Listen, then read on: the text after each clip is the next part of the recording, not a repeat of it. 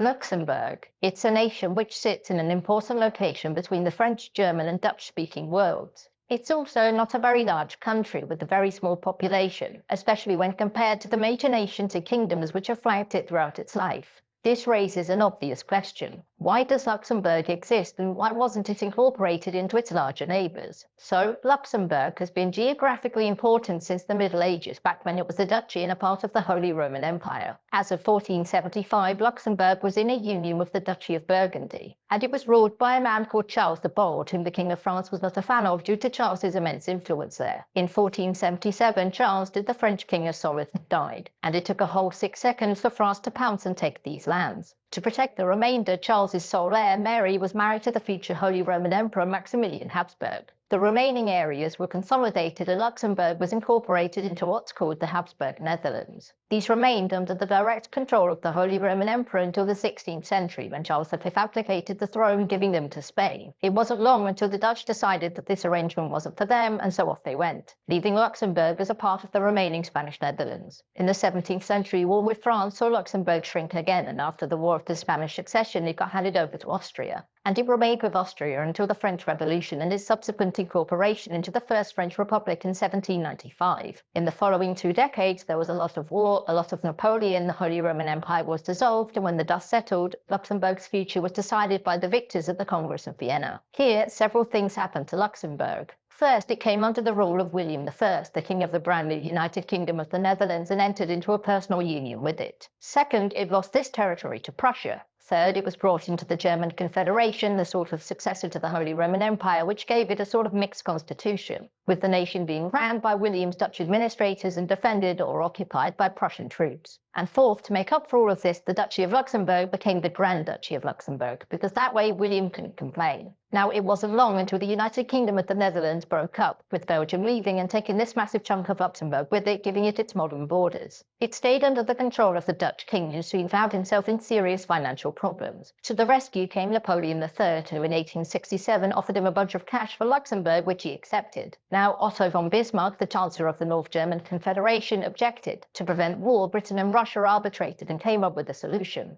This saw Luxembourg remain independent and further declare itself to be forever neutral. It would remain under the control of the Dutch monarchy, and it was also ordered that North German troops would withdraw, and in return Berlin would get extra economic concessions. Luxembourg would continue to be ruled by the Dutch monarchy until Wilhelmina took the throne in 1890. The Grand Duchy didn't permit for women in its line of succession, so it went to Adolf of Nassau. This state of now independent neutrality remained until 1914, when German troops invaded, and World War I. After the war, the Entente didn't really know what to do with Luxembourg, except for the Belgians, who really wanted to annex it. The French said no, and the remaining members reaffirmed Luxembourg's neutrality in 1920, which would last a whopping 20 years. This time, when the Germans came knocking for a second time, Luxembourg wasn't just occupied, but also incorporated into Germany itself. This, of course, wouldn't last because Germany lost the Second World War and Luxembourg was restored, and it would remain independent to this day. Although it would renounce its permanent neutrality and became a member of NATO and the European Economic Community shortly afterwards. And that is how Luxembourg